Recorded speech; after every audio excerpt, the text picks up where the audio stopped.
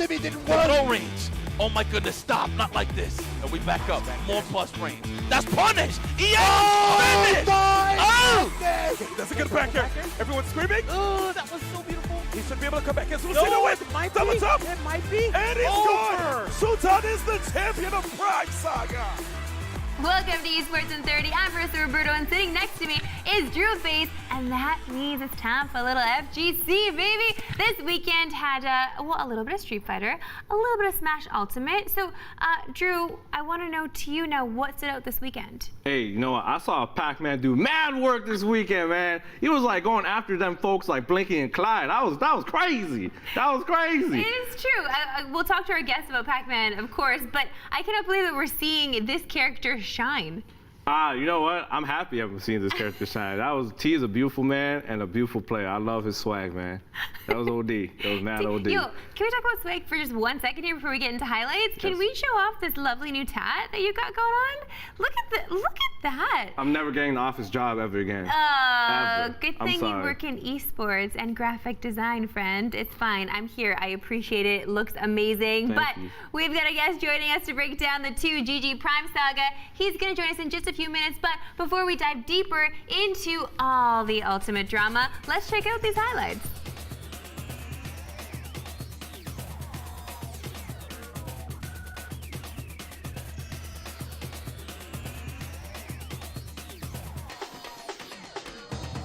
The low versus combo here, up throw up there. Yeah, Wolfman, he's just. Oh my goodness, Zackray, what a hit confirm there. Oh! Wow, the parry into that too, man. Not worried about it at all. How's he gonna get on this stage? Oh, that was so Did he goddamn grab him smart. so He that it grabbed connected? him. Wow, the brilliance of that play right there.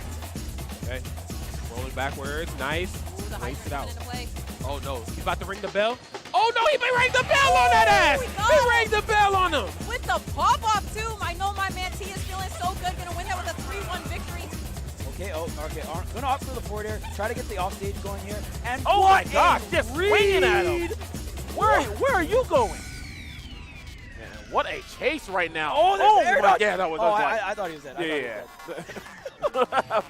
Wait, what? Back Oh air? my gosh, what kind of What? trade? That new up smash and you know the combo off things up there.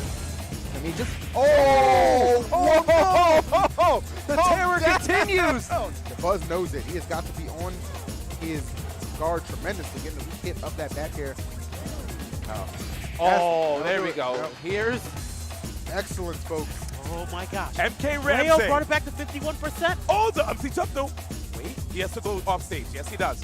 No, get up. Back air. You rolled. You're too Oh, risky. there's the back air. Oh my God! Light does it, taking out MK0rean, arguably one of the best players in the planet, out of the tournament. Figment is out. Keep that in mind. So one up throw will be able to end it. I feel like he might be looking for this grab really soon. Yo. Especially after he does something to save instead. Oh! Runaway F smash. That's it. Shuton. He tried. We're still Okay. waiting. The back air? No. He's gonna land. He fell on the floor. He's in a good spot. What is he? Wait! It's a tense situation. It's so hard. Are you living? Are you? He's gone. Going crazy off stage. Neutral air. And let's trap situation is now. 1, 2, 3. Let's go for the up smash, Kataro. Gonna go off stage. Neutral air. Yes, there it is. Oh my God, Zackray! It's not the first time we've seen that before too, man. Olimar's juggle game is quite potent, man. How is he timing that down tilt right there at the ledge too? Oh, The tech though, but Oh my yo, gosh. Shuton is Shuton. he's on one, dude. oh, best edge guard and smash ultimate. I said, But get then- up oh on my- one. Yo, I'm telling you, man. Yo, let him get back on the Yo, stage. come here. Purple. Yeah. And he can do purple pigment back air. Light has to play absolutely immaculate. It's a That's not situation. it. He gets the read. Beautiful. Wow. Zackray has so much trouble getting into KO. Shuton is so smart. Pigment? Is it? Oh, okay, I thought that was He wants a little bit more damage, but Ooh, great and job the again. purple back air. Shuton with the reset over Zackray. Okay, he doesn't get it purple back here. back air. Everyone's screaming. Oh, that was so beautiful. He should be able to come back in. So No, win. it might Double be. up. It might be. And he's Over. gone. Shuton is the champion of Prime Saga. Change the battery pack. And our Prime Saga champion, Sun Sisters, Shuton!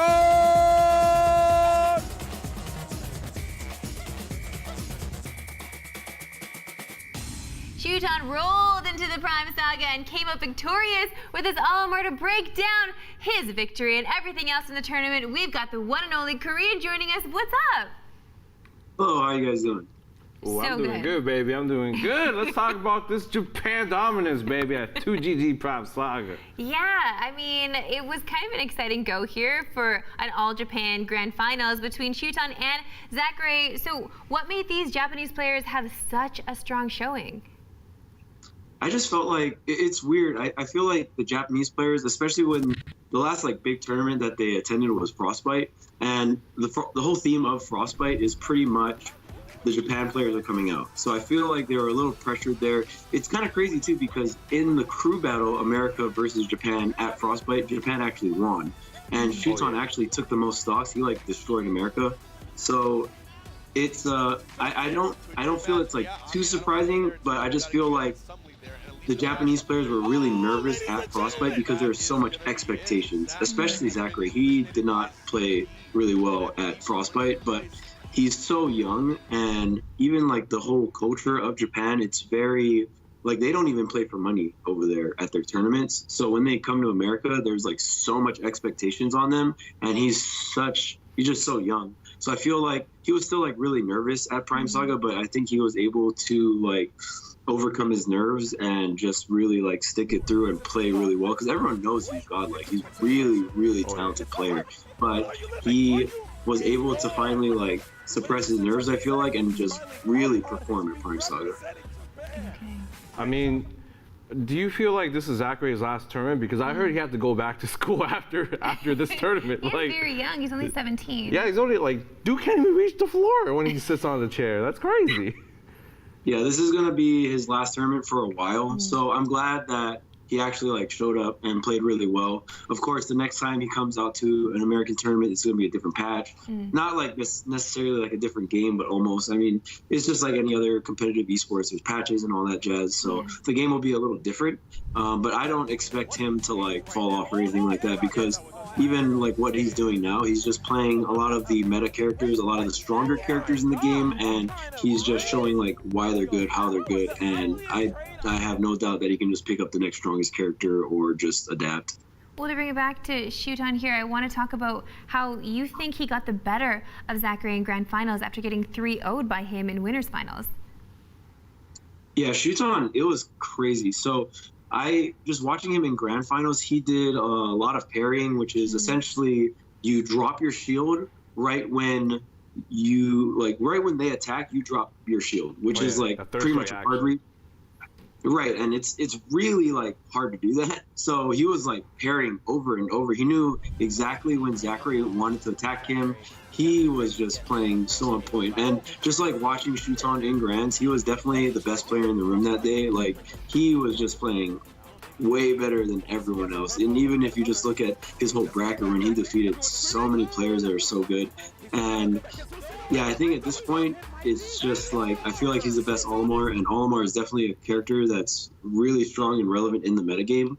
So I definitely think he's the strongest Olimar, and I think what makes him the strongest Olimar is a lot of the Olimar players, they're really good at abusing like Olimar's defensive parts of the game, like just the defensive aspect of Olimar, that's like his strongest aspect. But when Shuton gets a hit, not only is it hard to hit him on the defense, but when he gets a hit, he like deals so much damage to you. He puts on the pressure, puts on the aggression, so he knows how to do like everything with Olimar. I mean, it's kind of amazing to just see an Olimar at play. Hey man, that character is like an odd pick, dude. I remember Olimar was never picked in Smash Bros. Like 4, and now he's being picked now, and it's still a weird choice. Yeah, I mean, are you enjoying seeing Olimar at play? Olimar is a very interesting character.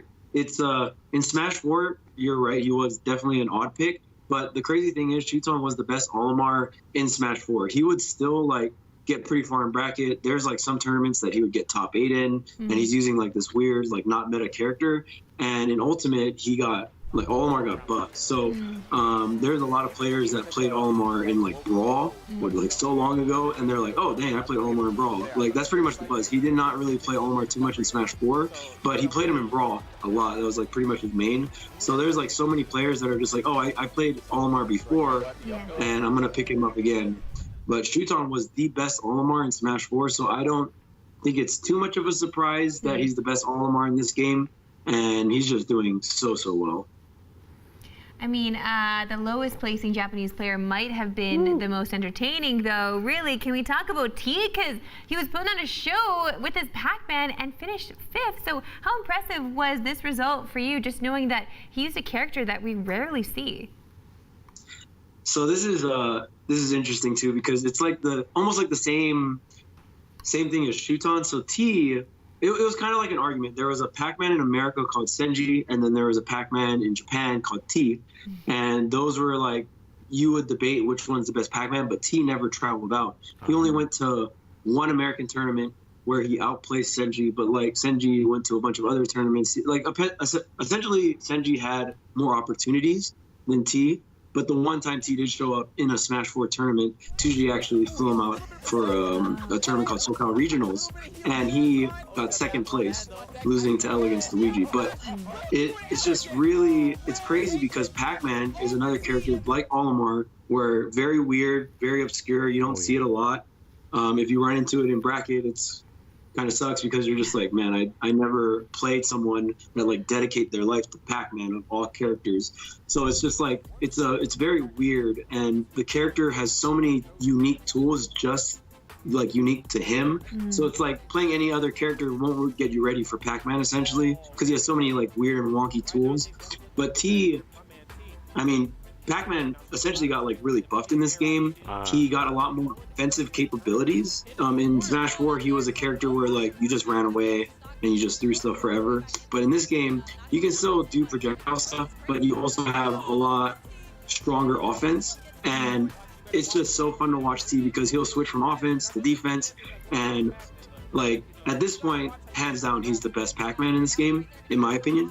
And he just put on such a show because you never see that kind of gameplay because the character is so obscure. It's very fun to watch, and that's why I think Ultimate's really cool, is because it's a very balanced game. And like you get, for the most part in top 8, you get to see so much diverse characters. You get to see all these different characters, especially when you bring Japan out. So I mentioned before that in Japan you don't really play for money because gambling's illegal, or like it's considered gambling.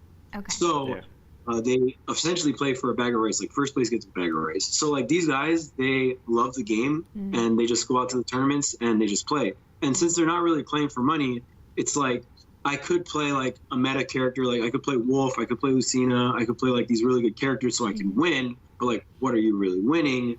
So like most of the Japanese players, they just play characters that they love because they're just not playing for money. That makes sense, Yeah, the right? passion's real, you know? Yeah, and you just pour your heart into it. Also, like, to impress people with the fact that nobody's going to play this character. You have no idea what I'm going to do. Why not just try it? Yeah, I've seen a Ryu win in Japan in Smash, and that's kind of ridiculous. But you know what? This tournament had a lot of upsets. Yeah, no kidding. Like, a lot of upsets. It was like upset city, dude. It was like 2017 Civil War stuff. Like, the top players like MK and Tweak, they didn't even like get top 3, dude. They got top 7. What happened? What went wrong with those dudes? So it's really interesting because a lot of the players they lost to, it's like they're really good, and it's a lot of like matchup obscurity too, especially like this early into the game. Like Tweak lost to Tea. Yeah. And I mean, he's never fought a Pac-Man at that level, so it's so hard for him to adapt to someone like on the fly like that. And like on top of that too, Tweak has been playing new characters. We saw a lot of the Young Link come out for Tweak. I mean, of course he still had the Wario and other characters like that, but his main focus going into the tournament was his Young Link, and he really likes the character and he really wanted to show off the character. But it was really tough. And the thing is, Japan metagame, they're like very conservative. They like to play zoner characters. So like we see the Pac-Man, we see the Olimar, like these, just Japan in general, they like to play zoners. They like to throw stuff at each other. And even when they're playing rushdown characters, they play very like hit and run. They don't really play like rushdown.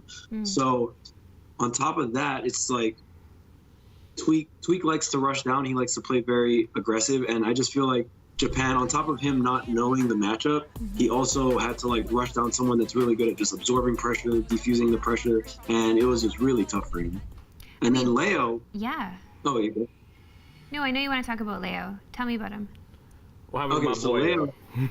Yeah, Leo is so talented. I mean, he's pretty much Zackray from Smash 4. When he started competing, he was like 16, 17 years old, beating Zero. Like, it was crazy. Like, essentially the best player in the world, and he was just slaying people, and it was just so crazy because everyone's like, man, this kid's only 16, 17, and like, what's going to be his future? And I mean, we're seeing it right now. He's one of the best players, if not the best player in the world in terms of results. But it's just crazy because we talk about how good he is, and he got 7th. Mr. R was a top 10 player in Smash 4, and he kind of threw a curveball at him. He went Snake. And Mr. R doesn't play Snake like everyone else. So I think that kind of like threw MKLeo off really, really hard. And it's funny too, because I think this is only like Mr. R's second tournament, like big tournament competing, second or third. He hasn't been coming out much. Yeah, in the beginning, he hasn't really been coming out. So, I mean, sometimes it was due to like him getting sick, like just unfortunate stuff. Like he wants to play, but he couldn't. So he came out with the Snake, and I'm pretty sure it's like one of the few people he went Snake on. Other than that, he usually likes to use like the Roy or the Crom. We even saw like Inkling versus Zackray. But for the most part, I think Leo got thrown a curveball that he wasn't ready for because of just how good Mr. R is and like how different Mr. R plays Snake. I do want to talk to you about meta here before we let you go, because after a long wait, the era of Joker is finally here. Persona! After seeing some of his tools, what are your initial thoughts of him? Joker looks really good, like really good. The recovery looks a little sus because the up B, it's a grapple. I think it's going to be really good for platform pressure, but could be good for combos. I don't know. Like for me, it's like a 50-50 because everyone's saying that he looks like super, super broken. But I heard he has really good frame data. And then on top of that, you know, when he's in the Persona mode, he looks absolutely crazy.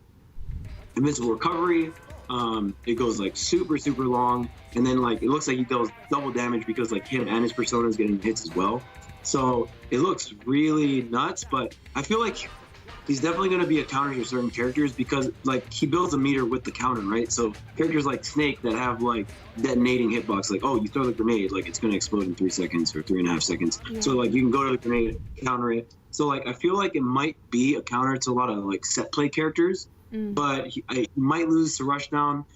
Like I said, his range, that's the one thing I don't know about him. If he has like really good range, then he'll be like absolutely busted because fast, you got range. And then, like, the only thing that would be exploitable about him is his recovery when he's not in his Persona. But other than that, I definitely think the character is not going to be bad, by no means. It's more so, like, I don't know if he's going to be, like, a high tier or if he's going to be, like, the best character in the game. It's like a 50-50 shot for me. And there's, like, so many factors that go in. But I hope he's really good. I mean, Joker is such a cool character. They, like, nailed everything in terms of, like, character design. You know, he goes into his Persona just like the games. Even like the victory screen is the same thing as like when you win a battle in Persona. He's like doing the run, and then it has all the black markings in the back. They like really, really nailed it. Well, think of what it means for Kirby now too, playing against Joker. Kirby has a good clone now.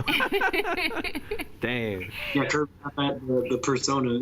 I think it looks so adorable. I know, so cute. Just one more for you. I just want to know if the pros actually use the other tools that are available to them in the game. Like, will they be using the stage builder? Will they be spending time doing stuff like that? Or are they only focusing on figuring out the meta of each character? So, stage builder is going to bring talk to the community again, just because in Smash 4, people were saying like, oh, we have stage builder, we could make our own legal stages and just share them with everyone, and then we could, you know, essentially create our own tournament stages. That's never happened, even though we had stage builder in both Brawl and Smash 4, but it'll come up again. It'll probably not happen, but it might, who knows. And another thing is that video editor, that is a big deal. I feel like a lot of people will be able to make content without a computer because you can do all the transitions, you can make certain cuts. So we might actually see like a rise of a lot of new content creators just because they have this tool that they can make videos just on their Switch, which is like absolutely crazy. Like I was just watching the director or whatnot, or just the YouTube video, and there's like, oh yeah, you can cuts, you can do transitions. I was like, wow, that's kind of crazy. I mean, it's not like full blown Adobe Premiere, but it's like pretty close, and you have like a good amount of tools. I mean, yeah, I'm looking forward to seeing all the creativity out there. K0rean, thank you so much for joining us today to chat about Prime Saga. We really appreciate it, and have a blast at Pound. Oh yeah, thank you very much. I will be at Pound, and yeah, I love talking about Smash. I'm a commentator, so it's like kind of my job. But yeah, I had a lot of fun. Awesome. We'll have to have you back soon. Well, Drew, we have to get to yet another tournament. Up next is April Annihilation. But before we chat about it, let's check out the highlights. Over. No, confirmed. Hey, Brad really put. Oh! Colleen just out of throw range. Whoa! She misses the throw, and K-Brad closes it out. And he hits Punk with the Punk. Oh! Wow, the recovery on that? The confirmed. And it's all over. Yep, the transformation was quick right there. Hit him with the Okay, this is scary. One more. I don't want him to take another one. Oh no, here we That go! was God, like off the counter hit stop. Problema X. How'd you snipe that? How'd you see that? It hasn't been his turn for 20 seconds. Oh! The shimmy didn't The work! throw range. Oh my goodness, stop, not like this. And we back up. More plus frames. That's punish! EA! Oh my Oh! goodness! Ow! Okay, Bison does have the look of Lucifer on his face if I've ever seen it. Here we go. Oh, nice jump back. No one home. Oh, the back dash. Wow! Wow. Wow! Wowzers. Wow! Wowzer. Knows what's going on. Knows what Knuckle is looking for to get any kind of offense started. That was an uncontested jump, and here we go. Break out the neck brace. Ooh! Oh! He thought it was a throw. He tried to break the throw, and he got met with the ACL. Leg day, everybody. Leg day. Oh, real? It's a command throw. Whole lat. Oh, no. Uh-oh. We got action. We got action. Looking like Grimace out here. Oh, got hit with the classic. That's it wasn't it. ready for That's that it. one. Good God. He could have done black roundhouse, but he wasn't ready. His house wasn't round. Wait a minute. He is on one, but Lud does have the tools to do anything he wants right now. He can come back. He's ready. Oh, We see and there the it is. dash. And that's exactly what I was talking about. You see, he did say he explained. Yo, get out of here. Get the hell out of here with that activation. Oh my goodness. Late. No one's home. Coins everywhere. This isn't Sonic. That's it. Ultimate United States. Somebody. Yeah, absolutely. Terrence does have something up his sleeves. Something that we haven't seen before. Here we go. He's doing it for Atlanta.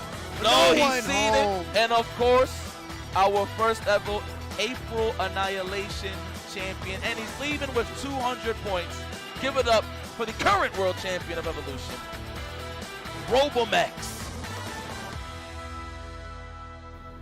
Problem X may have come up short at the Brussels Major, but he walked away victorious at April Annihilation. Drew, talk to me about Problem X and his crazy loser bracket run. Hey, look, Lud put him in that losers bracket, and he went ham. He went ham in there. Dude, he beat like Punk, K-Brad, he beat so many Knuckle Dude, Terrence, and he had to beat Terrence twice. It was OD.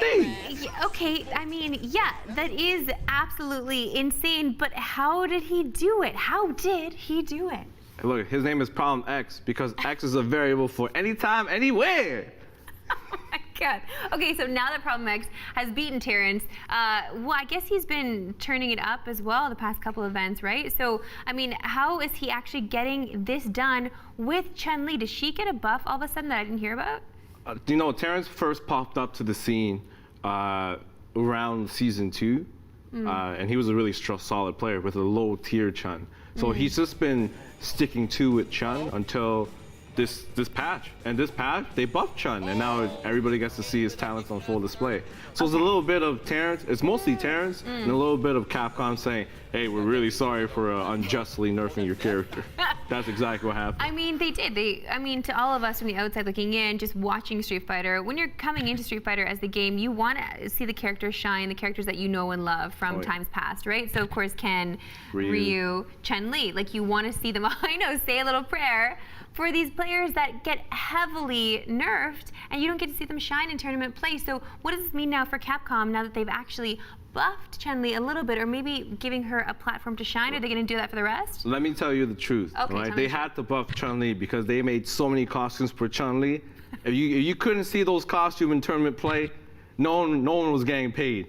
Nobody was getting paid. Okay. That's the truth about it. So they definitely had to buff Chun-Li, so at least they could see that girl play with those new outfits, you know what I'm saying? I feel you. So what you're telling me is it's all about the money. Oh, absolutely, baby. Shouts to the ads. I love them ad costumes. Give me more.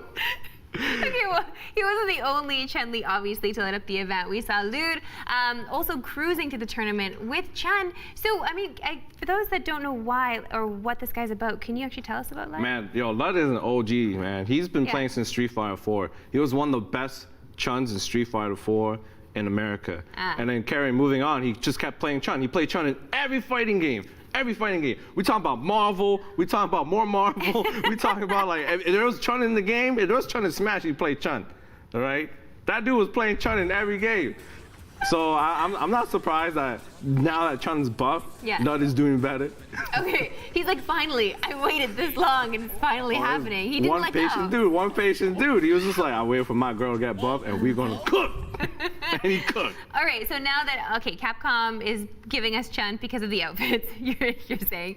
So is she gonna have longevity now, or once people purchase these outfits, is she gonna go back to Nerf? Oh no, I think they finally struck a nice balance between keeping her still strong, but not overly powered like Season 1. So they're probably like, cool, we're just gonna leave it as is until someone complains about something on Twitter. What are you talking about? I feel like everybody complains about everything on Twitter, especially to Capcom, and they don't really seem to care. Oh, I love that arcade stick they released with 400 games on an unlicensed emulated. But anyway. Let's get a little salt in the chat right now. I love that. Speaking of someone who throws salt, we got to talk about K-Brad. K-Brad, yo, our boy K-Brad comes back. How is this guy top 8 now? Let's be fair, we didn't really see, a path to a championship for K-Brad, especially for the last little bit. It's been a while. It's been a long time. I miss him though. But do you feel like now he's on the rise? You know what? No. Oh. No. Dang it. No, I'm just joking. Yeah, of course he is. Rise, K-Brad. Of course he's gonna rise up, man. This dude's gonna be cooking soon. I think he's just a little more focused now, and that's good. And I'm excited to see how our homie does. It's just, I mean, you see him at all these events. He's such a staple in the FGC. He's such an important member for me, especially. He's the friendliest because dude ever. He's so friendly, but he also loves to just pour all the salt. He puts players on blast. Oh, yeah. On Twitter, he's such a character. He stirs the pot in the FGC when it needs to be stirred. He's such a valuable member that you want to see him shine. You want to see him do well. Absolutely. I love that dude. The best thing about K-Brad is that he can literally insult you to your face, but you don't, you're just laughing because it's funny. The delivery is excellent. It is. He has like great... Delicio. Yes, like Delicio. Yo, we are not sponsored by Delicio, but yo, shout out if you wanna. Listen, all right, Drew, we're gonna talk, as we always do, about your player of the tournament. Do you have one? Oh. Is it K-Brad? It's not K-Brad, baby. It's T and that beautiful Pac-Man. Dude, that dude was shimmying all day. Okay. Everybody, he was dancing like it was Kevin Bacon. Man, he was crazy. I didn't know Pac-Man could move like that. I didn't know. It was like he was going for some power pellets or something in the club. It was OD. Yo, Pac-Man can't footloose. Oh, yes, you can. In Smash Bros, for sure. When you watch T play, that foot loses all day. Dash dancing all day. It ain't no flash dance with that dude. It's a dash dance. It's a dash dance. I just love that his name is T, because we're all like, now, sipping the tea. I guess it really, okay. I was just excited about the name itself, but the fact that he's playing with a Pac-Man is so much more exciting. So now are we going to see you try to dominate with Pac-Man? No. No. I only play sword characters. Okay. I love Fire Emblem. I'm a loyal man. Shout out to my barber. I'm a loyal man. Okay. Drew, you know what? Whatever, man. Listen, we gotta go, okay? That's all the time we have all right. for today. Lovely, as always, chatting with you, but we want to thank K0rean for chatting Smash Ultimate with us, too. Tomorrow it's Rocket League Day. I'll be here with Nick to break it all down. Until then, make sure you hit us up on all our socials at Squad State, and we'll see you tomorrow. Bye.